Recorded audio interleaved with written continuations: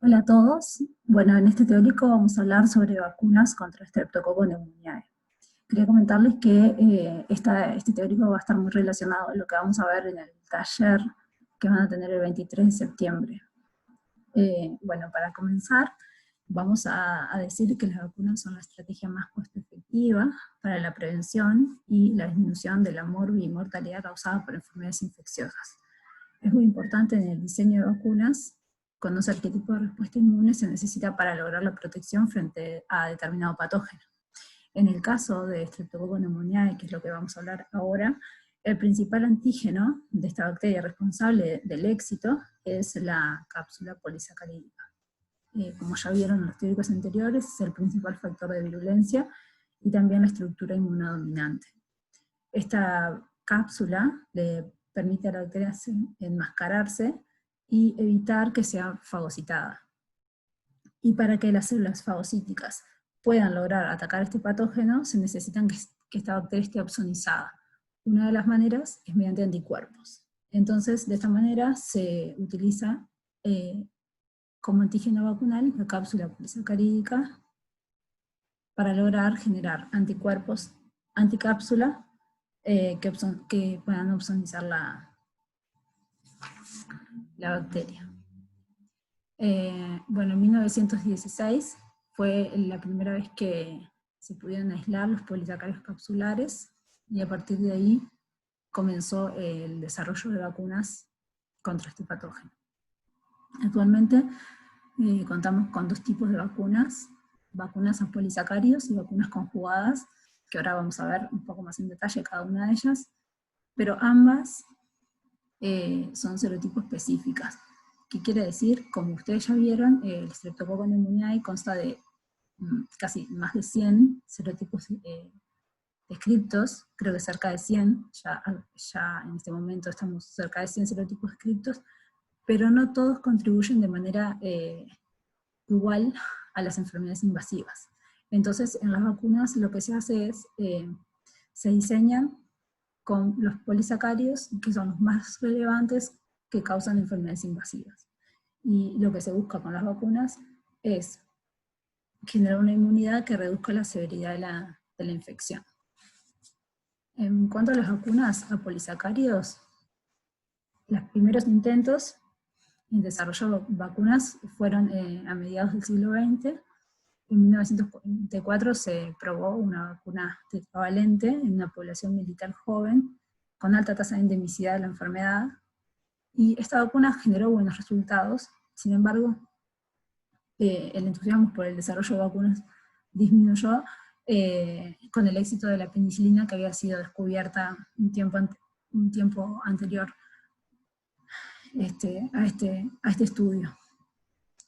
Tiempo después surgieron cepas resistentes a antibióticos, y nuevamente aumentó el interés por el desarrollo de vacunas y soluciones profilácticas frente a este patógeno, y en 1977 se aprobó el uso de una vacuna 14 valente en Estados Unidos. Luego en 1983 se desarrolló la vacuna 23 valente, y es la vacuna que actualmente utilizamos, se utiliza en el mundo. Esta vacuna está compuesta por 23 polisacáridos que cubren casi el 90% de los serotipos causantes de enfermedad, y ha mostrado hasta el día de hoy una gran eficiencia contra la enfermedad invasiva. Hay muchísimos estudios que han mostrado esto, y se estima que la eficiencia va de 45 al 65% en pacientes adultos inmunocompetentes. No se ha mostrado una eficiencia contra la neumonía, y además lo que tiene esta vacuna es que no generan memoria inmunológica y no son efectivas en la población de niños menores de 2 años. Bueno, esta vacuna está indicada a personas con riesgo de padecer enfermedades invasivas por neumococo a partir de los 65 años de edad, y a mayores de 2 años portadores de enfermedades crónicas, cardíacas, respiratorias, renales, etc. ¿Por qué estas vacunas a polisacáridos no generan memoria inmunológica? Bueno, porque los polisacáridos son antígenos T independientes. ¿Qué quiere decir esto? que no son capaces de montar una respuesta T para que pueda colaborar al linfocito B para generar los centros germinales. Disculpas. Entonces, cuando se utilizan los polisacáridos como antígeno vacunal, estos son capaces de activar la célula B mediante el crosslinking con inmunoglobulinas de superficie, con las estructuras repetitivas idénticas que tienen los polisacáridos, como en esta figura representados con estos triángulos negros. Ese crosslinking permite la activación de la célula B y la generación de plasmocitos secretores principalmente desde IgM. Estos antígenos polisacarídicos son de muy baja inmunogenicidad en la población de niños menores de 5 años, como se ha visto con estas vacunas a polisacáridos, y se sugiere que puede estar asociado a una inmadurez del sistema inmunológico. Para solucionar este problema, se utilizó una estrategia de conjugación de proteínas a los polisacáridos de forma de transformar un antígeno T independiente a un antígeno T dependiente.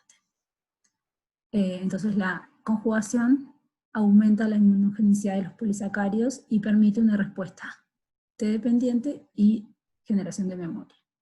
Entonces lo que ocurre es que la porción proteica de la vacuna puede ser presentada en el contexto de una MHC de clase 2, de una célula presentadora de antígenos y activar células T, y a la vez, por otro lado, el polisacárido también puede hacer crosslinking con las inmunoglobulinas de superficie, y también el linfocito B puede mostrar, en el contexto del MHC clase 2, esos péptidos asociados a los polisacáridos.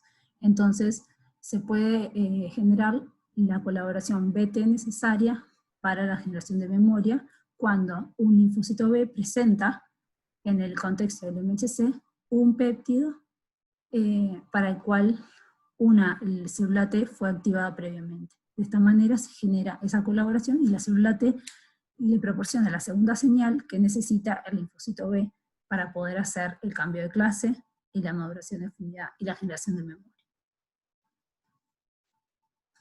Entonces, como vemos en esta figura, cuando utilizamos vacunas no conjugadas, solamente generamos células B, inmunidad mediada por células B, que nos generan memoria, tampoco inmunidad de células T, pero una vez que conjugamos el polisacárido a una proteína carrier o transportadora, sí se genera células B y células T de memoria contra la proteína carrier, y a la vez células B y T de memoria contra la proteína, contra el polisacárido, asociado a esa proteína carrier, obviamente.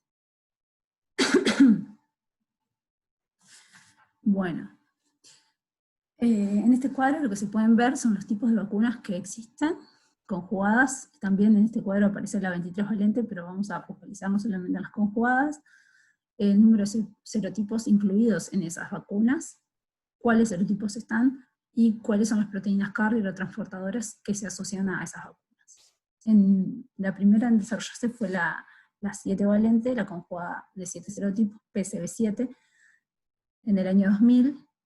Luego se desarrolló la PCV10, la conjugada con 10 serotipos, y luego la PCV13. Si bien la cobertura de estas vacunas es mucho menor a lo que son las vacunas a polisacáridos, generan una respuesta de mejor calidad y memoria.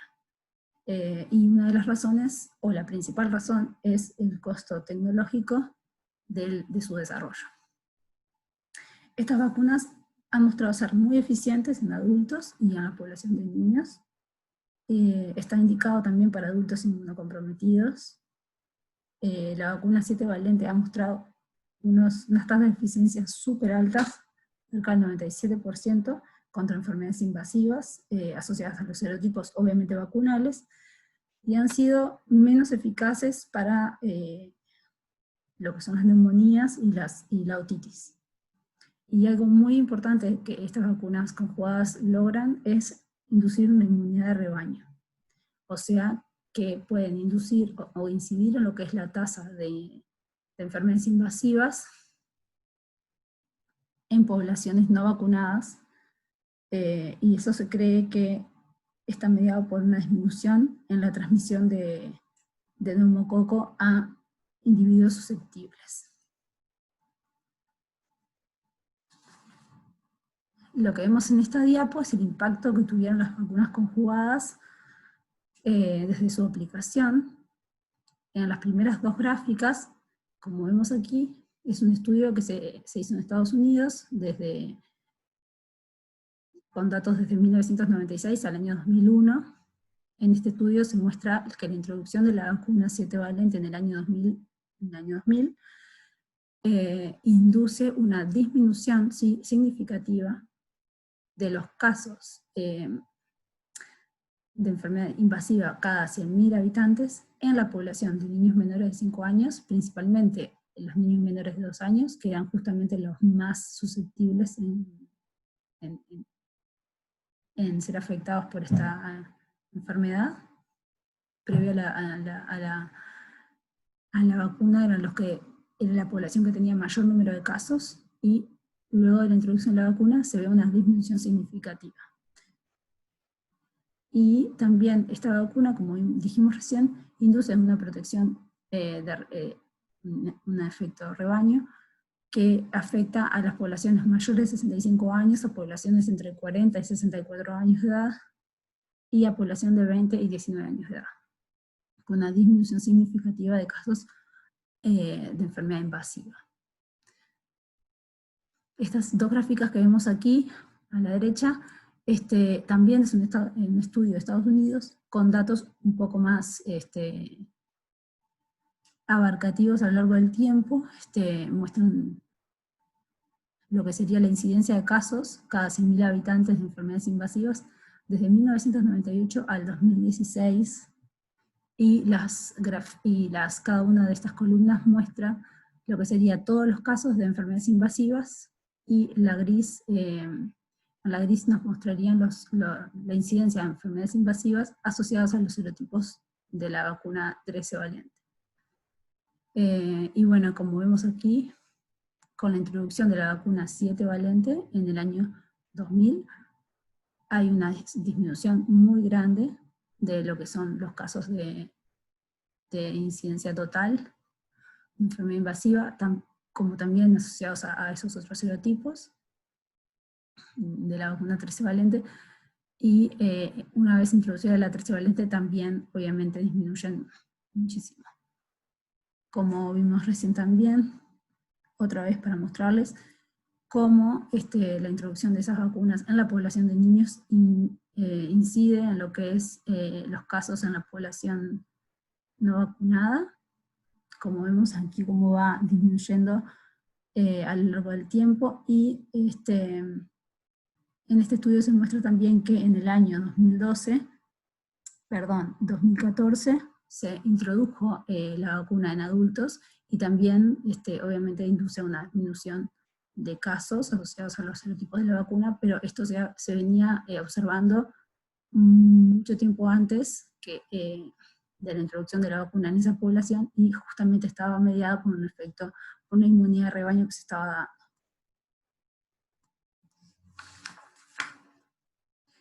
dando. Y bueno, de forma de evaluar lo que es la eficiencia de las vacunas, se han realizado numerosos estudios asociados a lo que es la vigilancia epidemiológica de los serotipos asociados a las enfermedades invasivas, y los datos sugieren en todos los trabajos que la introducción de las vacunas, estas conjugadas, han generado una modificación en lo que es la prevalencia de serotipos. Esta modificación se debe a la presión selectiva que se ejerce por el sistema inmunológico sobre esos serotipos vacunales. Y entonces lo que vemos es que, si bien, como dijimos recién, la introducción de la vacuna 7 valente ha permitido una disminución de lo que es la incidencia de la enfermedad invasiva asociada a los serotipos vacunales, tanto la 7 valente como la 13 valente, se ve un aumento en los casos totales, o en los casos de niños menores de 2 años, o la población de mayor de 65 años, incluso más pronunciado de incidencia de casos de enfermedad invasiva asociados a serotipos que no están incluidos en la vacuna. Esto es un efecto que se llama reemplazo de serotipos, y sería el aumento de la incidencia del número de casos de enfermedades por serotipos no incluidos en la vacuna. Bueno, como les decía, hay muchísima literatura al respecto, y yo solamente les traje 2 ejemplos de un estudio en Inglaterra, donde se introdujo la PCV7 en el año 2006, y la PCV7 en el 2006, y la PCV13 en el año 2010. Y otro estudio en Holanda, donde se introdujo la PCV7 en el año 2006, y luego en el año 2011 la PCV10. En ambos casos, como les decía, y en la literatura se sugiere justamente este efecto de reemplazo de serotipos no vacunales, que bueno, sugiere de alguna manera una limitación de estas vacunas, ¿verdad? Y un problema potencial en lo que sería que se van a necesitar mayores estudios en lo que es el impacto de estas vacunas y de la vigilancia epidemiológica, para ver si no es necesario justamente desarrollar otro tipo de vacunas con estos nuevos serotipos que están circulando.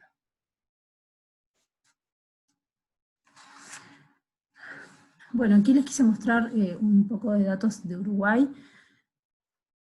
El último estudio que encontré fue del año 2014, pero bueno, para comentarles que en Uruguay, desde el año 2008, se introdujo tenemos la vacuna 7 valente, y que luego fue reemplazada por la vacuna 13 valente en el año 2011.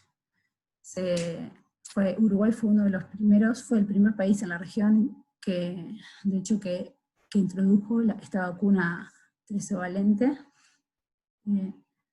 Y un poco el porqué de la introducción del cambio es porque la vacuna 7 valente estaba, si bien contenía los serotipos más relevantes asociados a enfermedades invasivas, esos serotipos eran principalmente serotipos que circulaban en la región de América del Norte o en Europa. Sin embargo, en Uruguay, o en la región de América del Sur, como podemos ver en estas gráficas de aquí, en los años pre-vacunación, que son 2003-2007, el serotipo 1, el serotipo 5, 3, 7F o 19A eran los que estaban asociados a mayor número de casos. Y esos serotipos justamente no estaban incluidos en la vacuna 7 valente, pero sí se introdujeron en la vacuna 13 valente, y entonces una vez que fue desarrollada, al año siguiente ya se introdujo en Uruguay.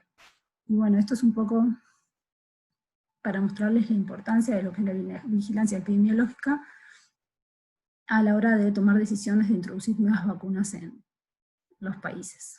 Aquí, en estas gráficas que vemos acá, vemos el mismo efecto que veíamos en los estudios que les mostré recién, del efecto benéfico que tuvieron estas vacunas, pero también el efecto de reemplazo de serotipos que también veíamos.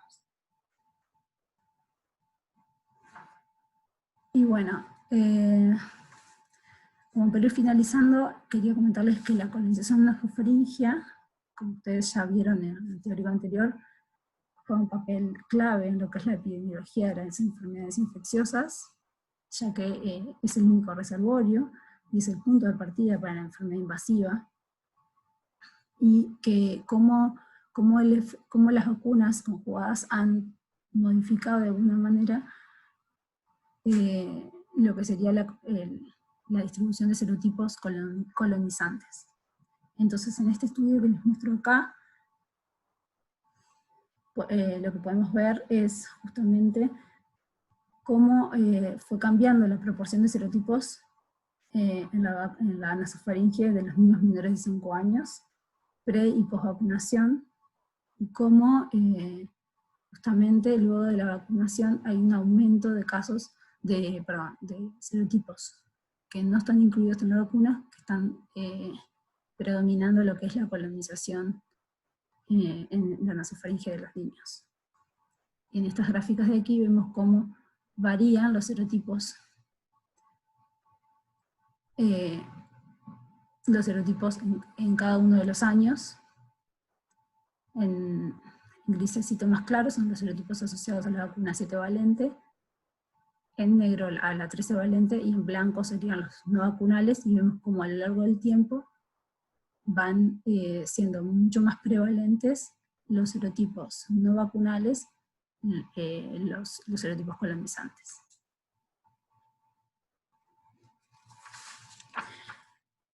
Y bueno, algo que es muy, muy importante de discutir, y que también obviamente ha sido muy discutido, es justamente en este tipo de patógenos que forman parte de lo que es la microbiota normal, porque cuando el patógeno coloniza forma parte de la microbiota, es si lo que queremos buscar con las vacunas es una inmunidad esterilizante, por lo tanto que elimine el estado portador, o una inmunidad que de alguna manera haga disminuir lo que es la severidad de la enfermedad. Con las vacunas actuales lo que logramos es disminuir la severidad de la enfermedad, pero lo que estamos viendo, como les mostré recién, es un aumento de casos de enfermedad invasiva asociados a serotipos que no están en la vacuna. Entonces, el hecho de erradicar el estado portador podría permitir que otro patógeno ocupe ese nicho que queda vacío, generando quizás un problema que sea aún más grave. Entonces es algo que está en discusión y que hasta el día de hoy no se sabe realmente qué sería lo mejor. Para terminar, ahora sí, quería decirle que a pesar del éxito de las vacunas conjugadas, el neumococo sigue siendo el principal agente etiológico de enfermedades invasivas, y que bueno, que este fenómeno de reemplazo de serotipos, como vimos recién, sumado que además existen un mayor número de cepas resistentes a antibióticos, y que las cepas de neumococo justamente tienen una alta capacidad de transformación, y se han visto incluso luego de la vacunación mayor número de casos de cambio de cápsula. Todo esto presenta una necesidad de desarrollar vacunas que sean universales, que sean vacunas que sean independientes de los serotipos, y una de las estrategias pueden ser vacunas a proteínas conservadas, que sean muy antigénicas, y que sean además baratas de fabricar para que puedan distribuirse en todo el mundo. Y bueno, aquí les dejo una tabla de lo que serían diferentes candidatos vacunales, los institutos que están asociados a esas pruebas, y en qué fase de los ensayos clínicos están estos candidatos. Como ven ahí, muchos están asociados a las proteínas PSPA, o a la neumolicina detoxificada, o a la proteína PHT, que han mostrado muy buenos resultados en los ensayos preclínicos, y bueno, y ahora están en fases clínicas, y bueno, pueden ser las posibles nuevas vacunas contra este patógeno. Bueno, hasta aquí sería el teórico de hoy. Muchas gracias por su atención.